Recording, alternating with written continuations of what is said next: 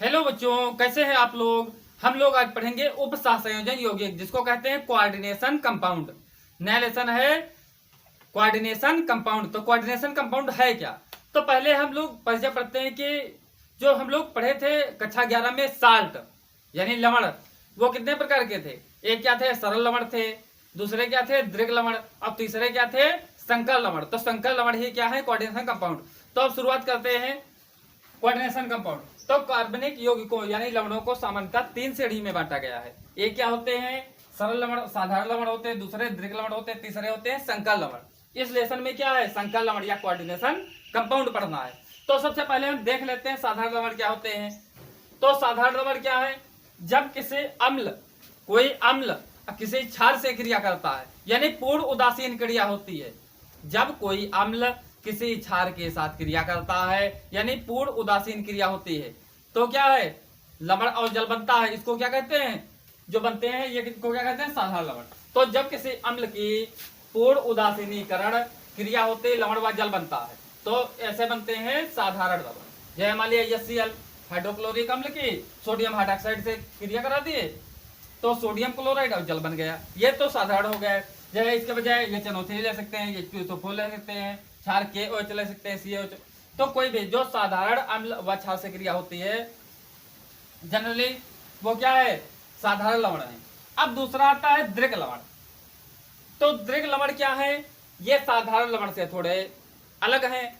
तो दृढ़ लवण क्या है, 2 या 2 से अधिक लवणों के संयोग से बने हुए यौगिक।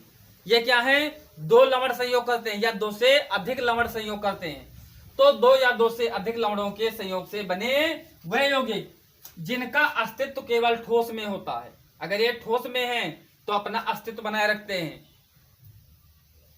विलयन में नहीं, यानी विलयन में अपना अस्तित्व खो देते हैं। विलयन में ये अपने अवयवी कणों या आयनों में टूट जाते हैं। बात यह है कि 2 या 2 से अधिक लवणों के संयोग से ये बनते हैं, जो है तो 2 या 2 से अधिक लवणों के संयोग से बनते हैं।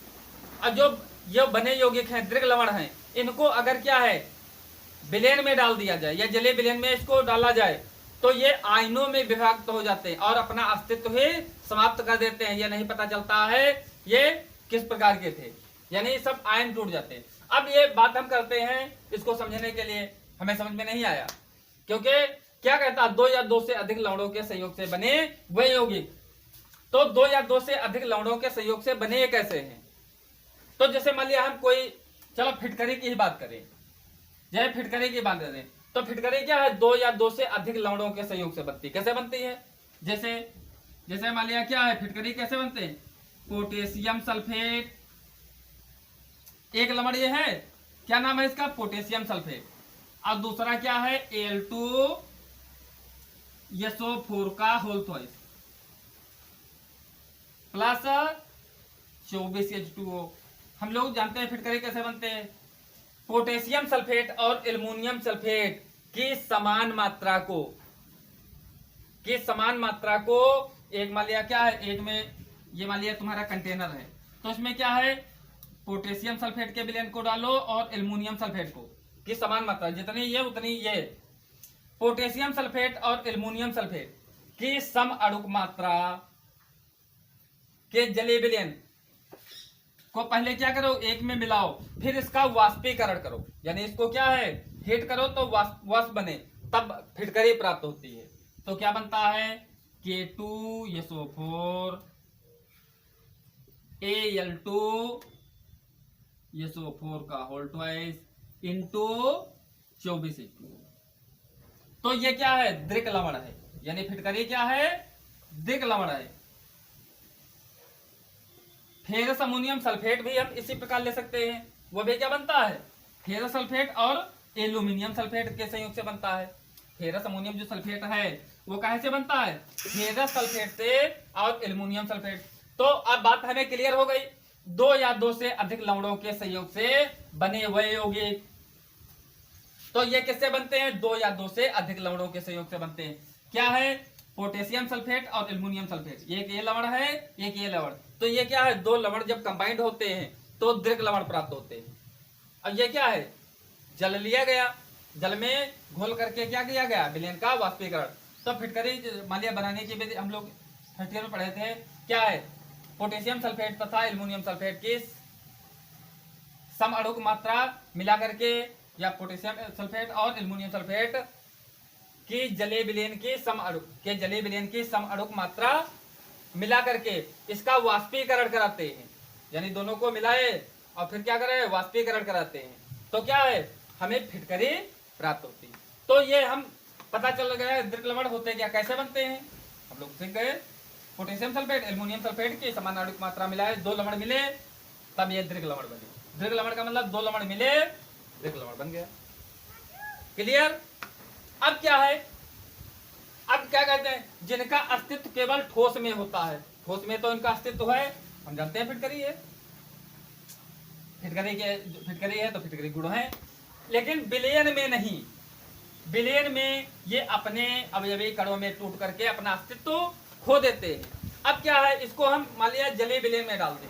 किसमें डाल दें, K2SO4, ये ले लिए, ये दीर्घ लवण है। दीर्घ लवण क्या है, K2SO4 और क्या है, Al2SO4 का होल ट्वाइस इंटू 24 H2O। जल तो आयनित ही नहीं होता, जल से मतलब क्या है, तो क्या काहे में हम डाल दें इसको, मान लिया जल में डाल दें। क्या ले लें, चलो जल में ही डालते हैं।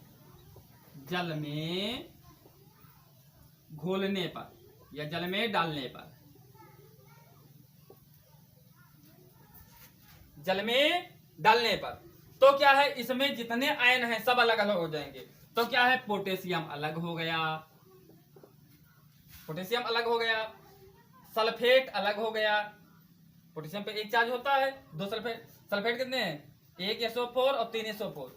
सल्फेट क्या हो गए, अलग हो गए। SO4 पे 2 माइनस होता। एल्युमिनियम अलग हो गया, L2 के कितने, L कितने हैं, 2 हैं, और L पे चार्ज होता है 3+ का। तो हम इसको जल में घोल दिए, देखो ये अलग हो गया, ये अलग हो गया, ये अलग हो गया, ये अलग हो गया। अब जल से कोई मतलब नहीं, जल तो अनायनित है, जल से मतलब क्या है, 24। तो क्या है, दीर्घ लवण। अब समझ गए कि 2 या 2 से अधिक लवणों के संयोग से बने हुए यौगिक जिनका अस्तित्व केवल ठोस में होता है।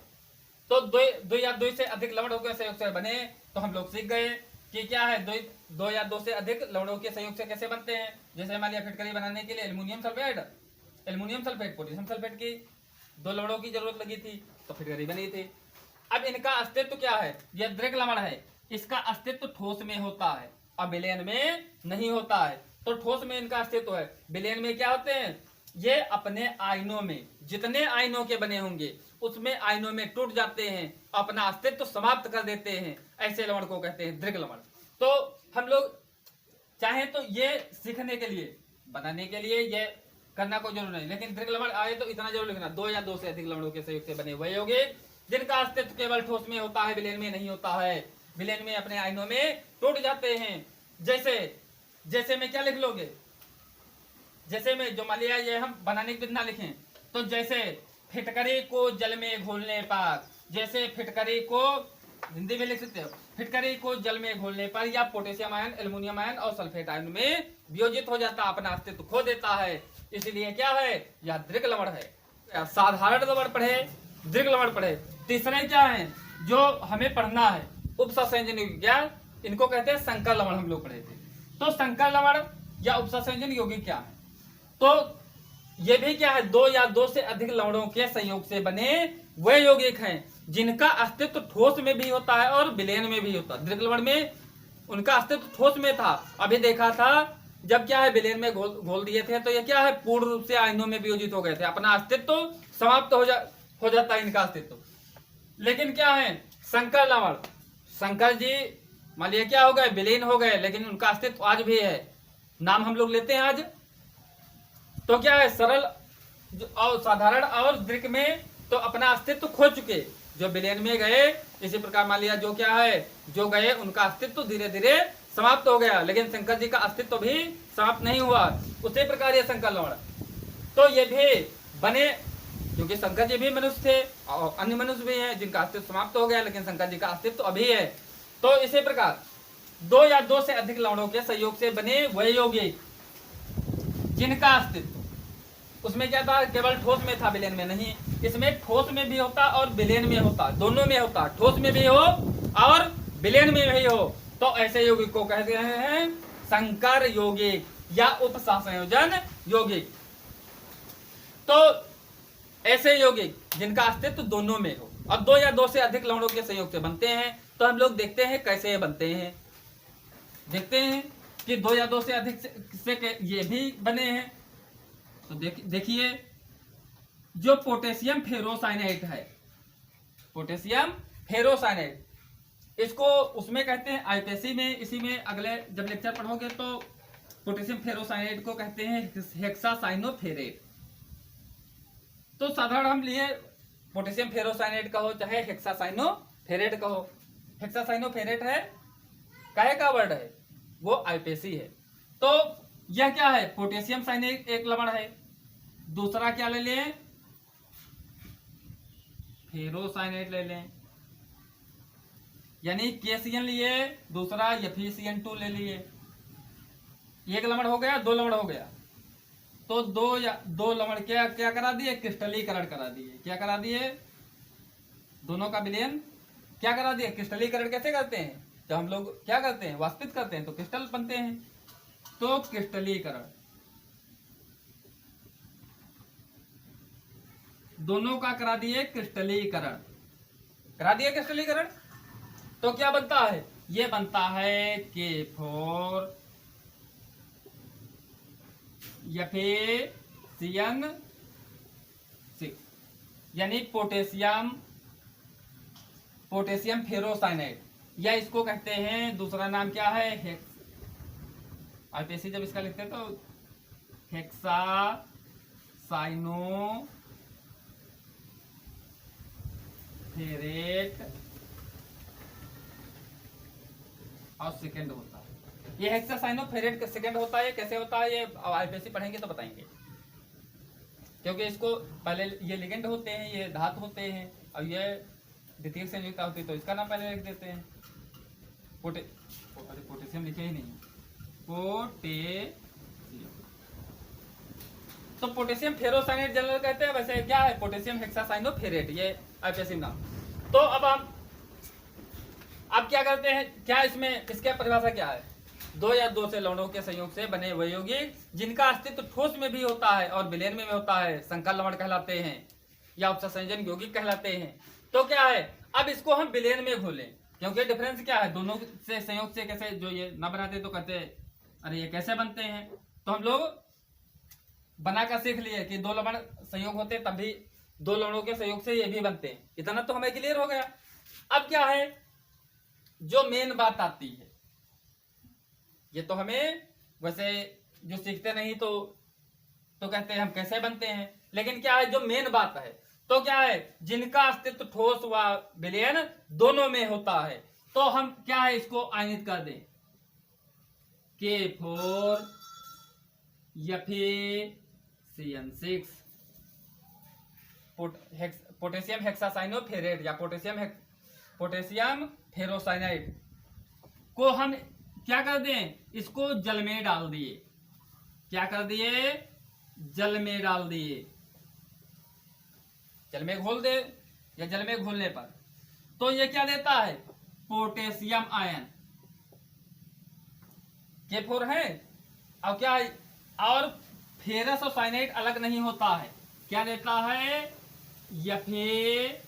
FeCN6 4-। ये 4- क्यों लिखे, हम लोग क्या है, ये उदासीन है, इस पे कोई चार्ज नहीं, कोई ये भी क्या है, उदासीन है।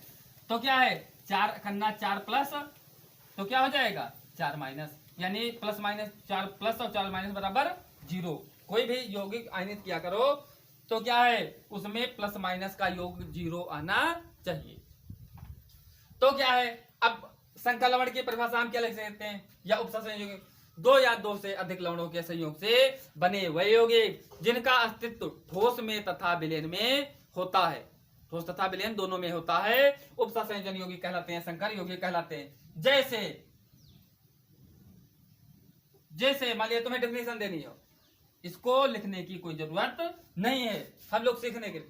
जैसे पोटेशियम फेरोसाइनाइड को, या आईपीएसएम लिखना चाहो तो पोटेशियम हेक्सासाइनोफेरेट सेकेंड को जल में घोलने पर यह पोटेशियम आयन और फेरोसाइनाइड आयन में चेंज होता है।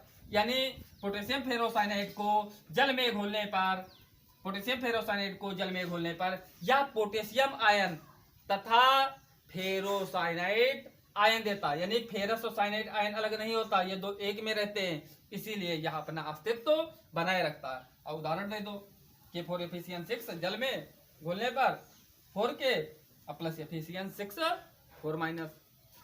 ये हम लोग तीनों प्रकार के सरल लवण, दीर्घ लवण और संकर लवण या उपसंयोजन यौगिक, लेकिन एक बात समझ में नहीं आती है कि इसमें उपसंयोजन का कहीं नाम नहीं आ रहा है, तो कुछ ना कुछ गड़बड़ है। तो क्या है आधुनिक।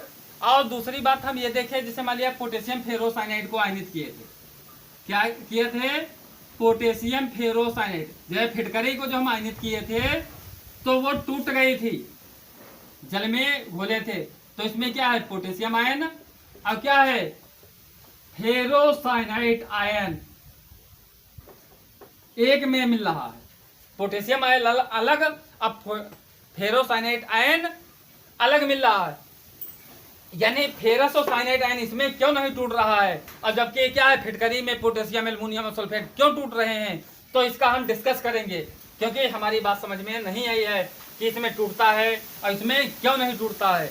तो हम लोग देखते हैं क्यों नहीं टूटता है। तो क्या फेरोसाइनाइड आयन क्यों नहीं टूटता, हम लोग सबसे पहले साधारण एग्जांपल लेंगे। सभी लोग जानते हैं कि जो हाइड्रोजन को 2 इलेक्ट्रॉन चाहिए, बाकी सबको क्या है अष्टक पूरा करने के लिए 8 इलेक्ट्रॉन चाहिए, जितने भी आवाज सारणी में तत्व हैं। तो क्या है हाइड्रोजन मान लिया H+ हम ले लें, इसमें क्या 1 इलेक्ट्रॉन होता है, वो भी गया चला, इसके बेचारे के पास कुछ नहीं रहा। अमोनिया की हम मान लिया बात कर लें, चलो सबसे सरल लेते हैं अमोनिया की। तो अमोनिया की बात करते हैं, तो अमोनिया ऐसा होता है, इसका अष्टक पूरा होता है, क्योंकि इनमें कितने होते हैं 5 इलेक्ट्रॉन होते हैं, और 3 हाइड्रोजन से संयोग कर लेता है, तो संयोग होता तो एक इसका 2 इसके हो गए, 2 इसके हो गए, 2 इसके हो गए। अब 2 इलेक्ट्रॉन ये पड़े इसके रहते हैं, क्या है पड़े रहते हैं। 4 तो हमेशा बंधे हैं, लेकिन 2 क्या है पड़े हैं, लेकिन है 8 है, फालतू है नहीं। हाइड्रोजन के पास एक भी नहीं है, हाइड्रोजन के साथ के पास एक भी नहीं है। अब इसके पास क्या है इलेक्ट्रॉन है 8। अब इसका कोष्ठक ये क्या है, इसको अष्टक पूरा करना है, ये कह रहा है कि हमारा भी काम चला दो। तो क्या है अगर ये दोनों इलेक्ट्रॉन इसको दे देगा तो इसके पास इलेक्ट्रॉन हो जाएंगे कम, तो अष्टक इनका नहीं रह जाएगा। तो इसको करने के लिए ये एक चीज कहता है कि क्या है, हम तुम्हें इलेक्ट्रॉन दे सकते हैं, लेकिन हमारी शर्त माननी पड़ेगी।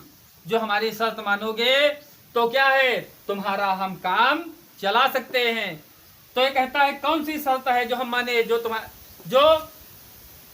कहता है कि हमारे पास आ जाओ, और क्या है हम तुम्हारा इलेक्ट्रॉन अपने तुम्हारे काम चलाने के लिए क्या कर देंगे, दे देंगे। और क्या है लेकिन तुम हमें छोड़ करके नहीं जाओगे, तुम हमें छोड़ करके नहीं जाओगे।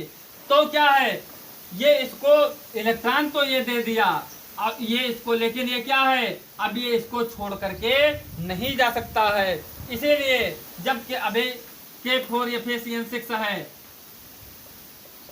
तो क्या है K4Fe6 बात लेते हैं, तो क्या है पोटेशियम तो द्वितीयक संयोजकता अलग हो गया, लेकिन ब्रैकेट के अंदर जो होता है ये होता है लिगेंड, एक होता है धातु। तो क्या है यानी क्या है Fe6 क्या है एक ही में रह रहा है, काहे में, यानी क्या है Cn आयरन को लिगेंड क्या है उपसंयोजी, जो 6 Cn है 6 Cn Fe के साथ उपसंयोजी बंध बना रहे हैं, लेकिन क्या है शर्त क्या है, Cn कह रहा है कि तुम हमें छोड़ करके नहीं जाओगे, इसीलिए Fe6 एक में रहता है, ये आयनित नहीं होता है अलग अलग, क्योंकि इसके क्या है एक शर्त है। तो हम लोग अब क्या है, अब अपने टॉपिक पे चलते हैं कि क्या है ये इसलिए नहीं टूटते हैं। तो उपसा संयोजन जो यौगिक है इसके क्या है आधुनिक डेफिनेशन एक चीज और निकल करके आ गई कि क्या है वे यौगिक, क्या हम लिख सकते हैं वे यौगिक जिसमें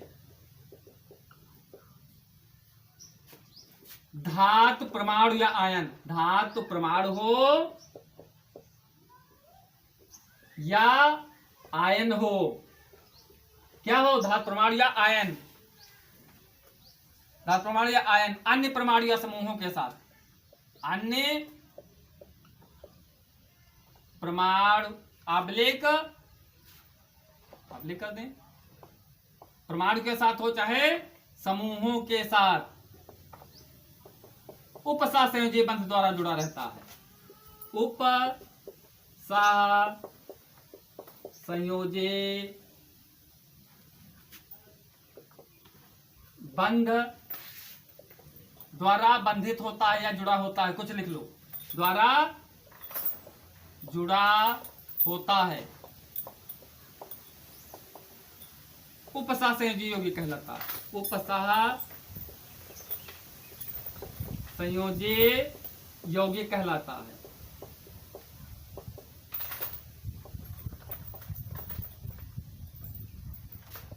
तो उपसा संयोजी यौगिक की आधुनिक परिभाषा क्या निकल गए, वह यौगिक जिसमें धातु परमाणु या आयन अन्य परमाणु या समूह के साथ उपसा संयोजी बंध द्वारा कंबाइंड होते हैं, उपसा संयोजी यौगिक कहलाते हैं। जैसे मान लिया जैसे हेक्सासाइनोफेरेट ले लें, जैसे पोटेशियम आयनित होता है तो क्या है ये तो इसकी प्राथमिक संयोजकता हुई क्योंकि उपसा संयोजन मंडल ये होता है।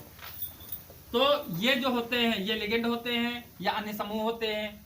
तो ये क्या है ये धातु के साथ उपसा संयोजी बंध बनाते हैं, ये नहीं बनाता है, बाहर से कोई मतलब नहीं रहता है, जो ब्रैकेट के बाहर होता है उपसा संयोजन मंडल के बाहर होता है उससे मतलब नहीं होता। तो मंडल मतलब क्या होता है, मान लिया K4 या के और ये क्या है FeCN6